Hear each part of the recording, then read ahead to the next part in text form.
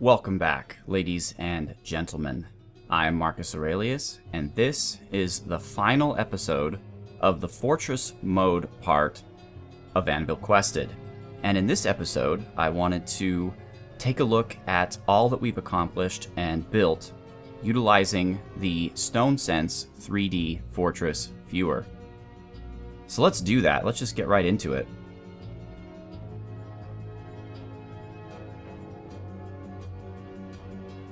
So this is the Great Tower of Anvilquested. This is our only main external edifice that I put together just to give Anvilquested a little bit of panache. We have statues surrounding it on 3 different levels with one main statue at the top. And of course the staircase going through it. And then here is the main inside of Anvilquested. We have our entrance here, where we had our 3 hatch covers, along with our outdoor/indoor garden, which we could close up in an emergency. We only did that once, when we were attacked by a dragon. Here's the main entrance to Anvilquested here, along with our butcher and tanner shops. And that's really all there is to say about the external portion of Anvilquested. Of course, here is the forest that Anvilquested was built in. You can see that we built roads outside of Anvilquested to keep the trees at bay, and we also chopped them down quite regularly, so there is now open fields. This portion of the world never recovered from the dragonfire. It is still ash. It's been ash for a number of years, as does this portion here. It's funny, I'm not sure why some recovered and some didn't. And then, of course, over here, we have, as you can see, the enemy's entrance into Anvilquested, always guarded by a faithful war dog. In fact, this should say war dog instead of just dog. Not sure why it doesn't. But going back to Anvilquested, so here we go. Let's go into it. So here is our initial farm floor. We have our interior farm here and our exterior farm here. As you recall, this one goes all the way up to the outside. We also have our seed storage. We have our dog kennel and our turkey farm, I guess you'd call it. This is where we put our full-grown turkeys. When they were chicks, we moved them here, and then we slaughtered them when they were full-grown. And here's where the egg laying took place.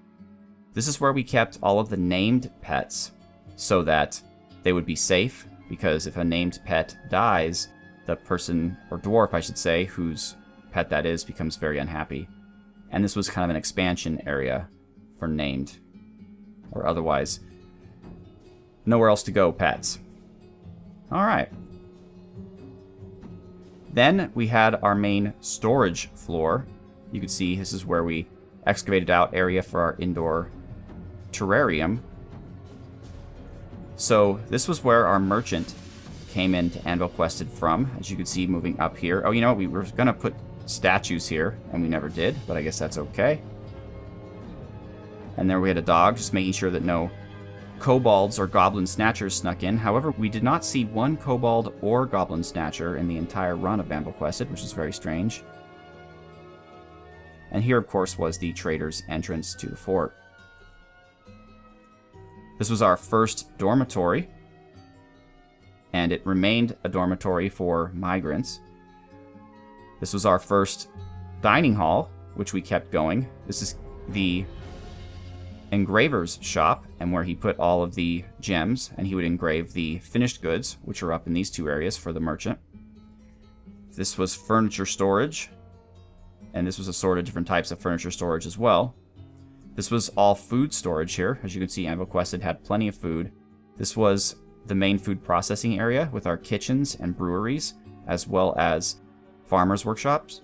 And then down here was where we made thread out of the pigtails that we grew and wove cloth out of that thread. More furniture storage here, storage of different types, and another excavation here to dig out stone, primarily chert. This was our main workshop floor. It became less important as we moved most of our metal crafting operations downstairs, but it was still useful for clothing production, masonry, our mechanics workshop. This is where all the furniture of Anvilquested was made. This is where all of the wood was burned in order to make charcoal, and our soap, our little soap production set up here. Our carpenter's workshop.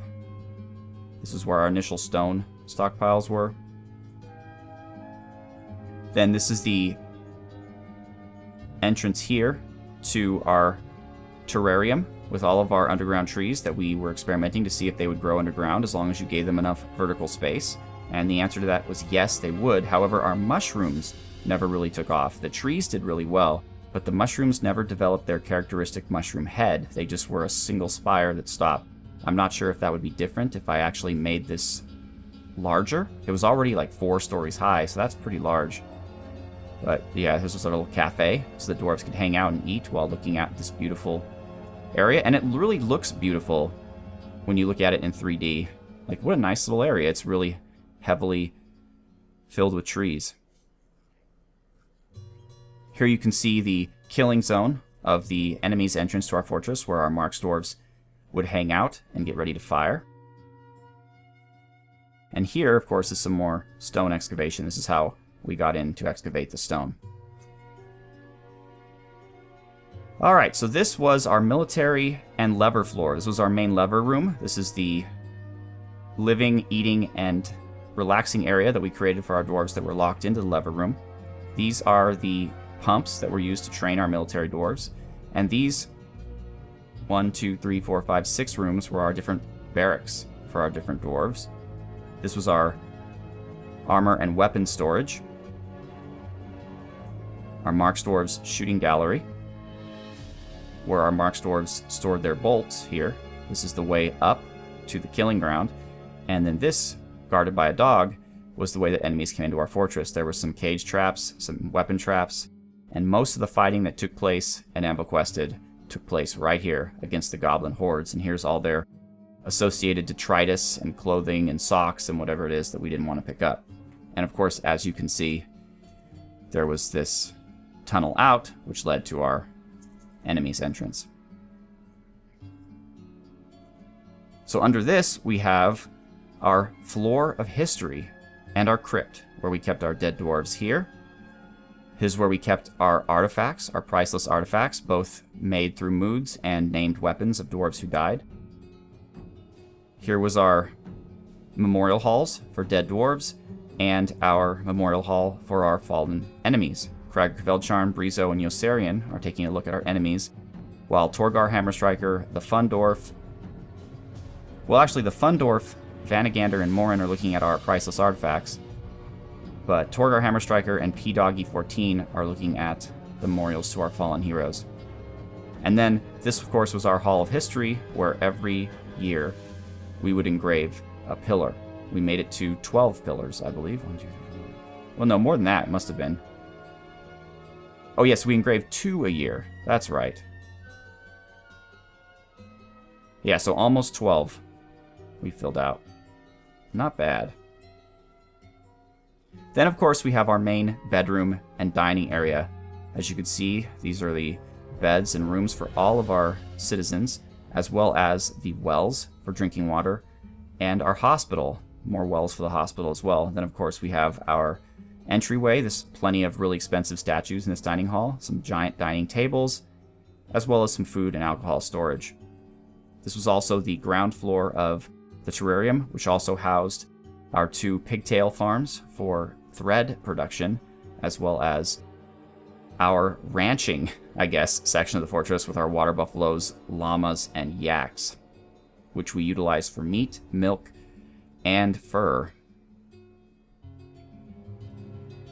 Here we have the palace of our Duchess, Bruenor Battlehammer, as well as some high rent housing for our military dwarves and legendary dwarves.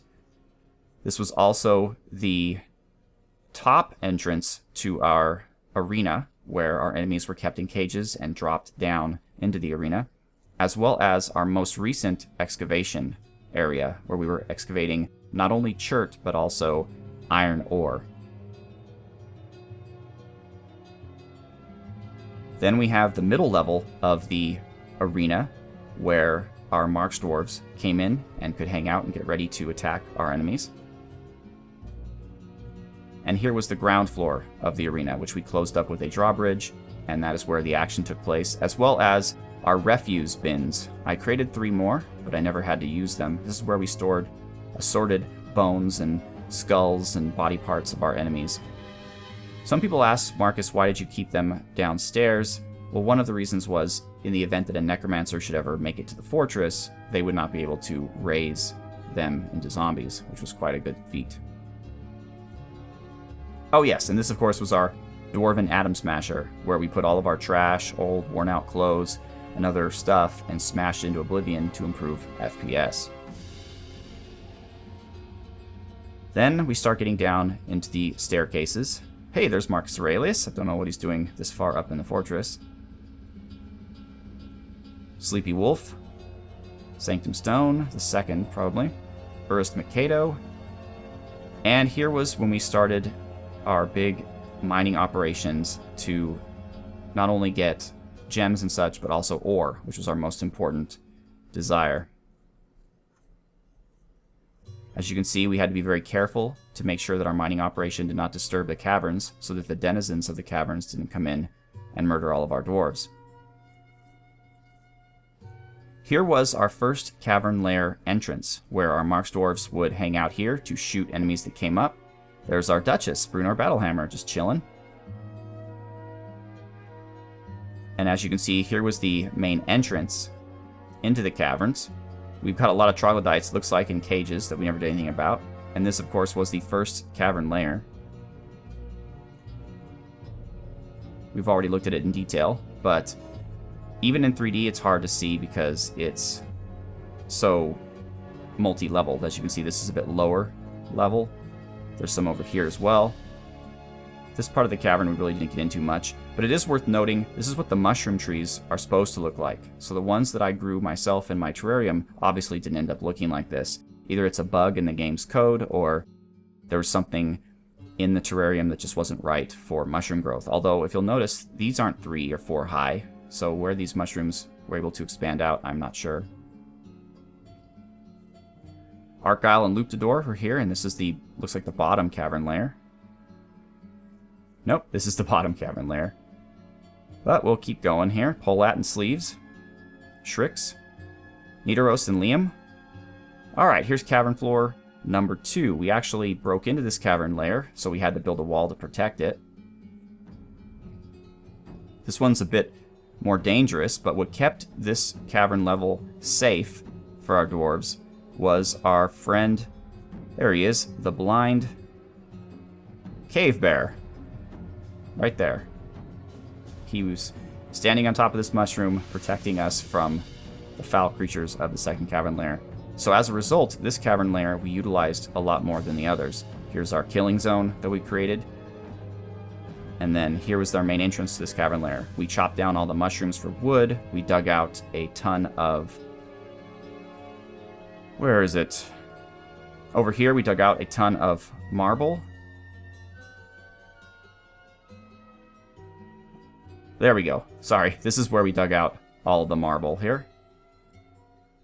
It's just getting a little used to it. The 3D nature of it. Okay. Moving on down now. This was our main marble floor, where we dug out huge amounts of marble. And I really enjoyed this floor, though, because I have these pillars, these perfectly spaced pillars, going along it, holding up the ceiling, and I dug around the stone. I didn't want to only get the marble, so I just think I like the look of it. It just looks really cool. I think it was also where we discovered the... Well, it wasn't where we discovered the tunnel between the 2 cavern layers, but... Alright. Buzz-Digan is here. Blue. We keep going further. Liquidor and Dr. Quacksalver. Naki and Makavar. Akiasto, Silverharp, and Bison. Dreamslayer. Here was where we were also mining out different forms of ore. Thorn Blackhand, Rotrek Copperson, Zygomantis II Augustus, Very Lafreak, and Madame Tentacle Hammer. And here's the third cavern layer, the third and most dangerous cavern layer, which also gave us a view of the lava, or the magma, I should say, because there's a magma flute. There's Baronet Battlehammer. That is the child of our Duchess. Okay, here's the killing grounds for the third cavern layer. You can see the more expansive openings here in the volcano, some of the grounds of it. We didn't really do much in the third cavern layer, really. We just fought forgotten beasts as they came to us, but we didn't really go out and explore too much. Here's the main entrance with our traps. You can see there's a bunch of Crundles running around. Those Crundles had a rough time against the forgotten beasts, who would often take them out before they would come after us. And then we eventually made it to our... Well, this is our military floor. This is where all of our contraptions were for fighting the demons. Here's all of our barracks. Here is our minecart lever system. And here is... I eventually just put all of our military dwarfs in one barracks. It's probably not nearly as comfortable as the many barracks that we have upstairs, but it was necessary and we didn't have much time. This was the Great Seal of Anvilquested, with the 5 different drawbridges of different metals to be closed in the event that the demons breached through. They never did, so the Great Seal never had to be closed. This was the killing ground for the demons, as well as the storage area for our steel and silver bolts, whereas our Mark Stores would hang out here. These were the ceiling traps that we never needed to use. And finally, this is the new hallway that leads down to Fort Ara. It looks like Young Guan Yu, Crackshot, and Laugh, or LAF, are going down there. So here was the actual demon gauntlet. So they had to start here. They had to come around through here. Then they would get to here, where all these yellow things, I presume, are our spike traps. They had to maneuver through our spike traps. We had 2 drawbridges, such that we could send them this way and then that way. We never really even needed to use them because our spike traps were so effective. Then we rolled them into these 3 rooms where the ceilings were precariously perched, but we never again had to use those, through another set of spike traps into, finally, our Marksdwarf killing grounds.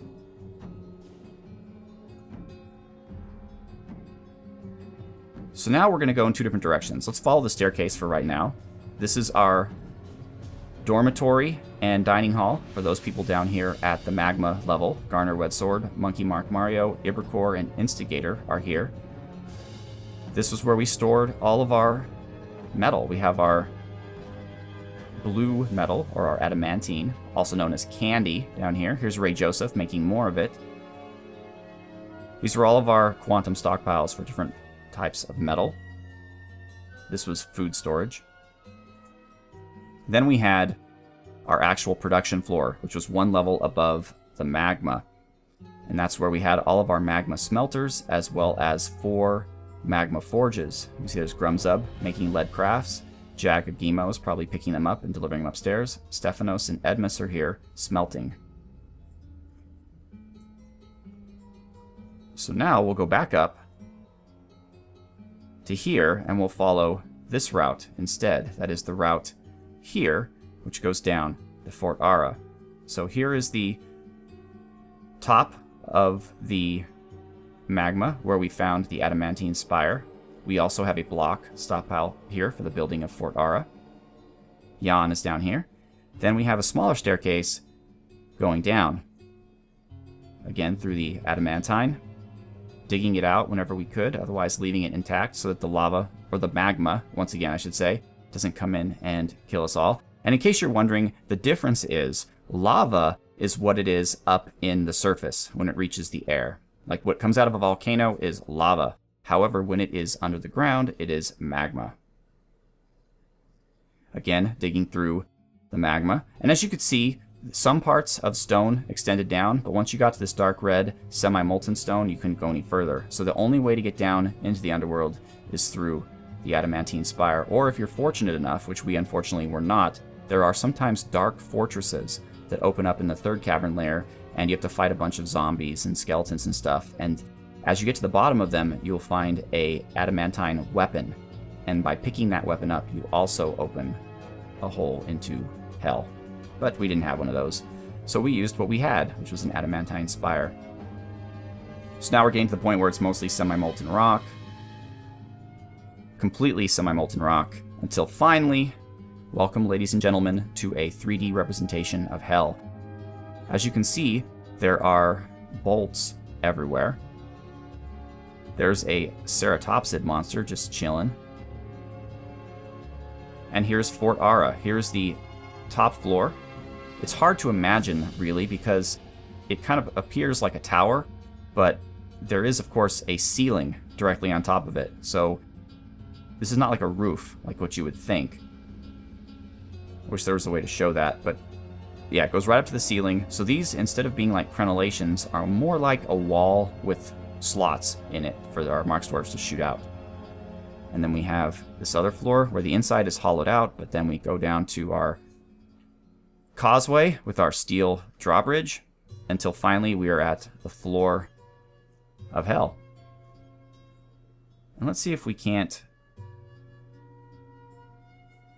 make it look better here. I guess we can't. No, I'm trying to increase the number of layers that we can see, but it's not working.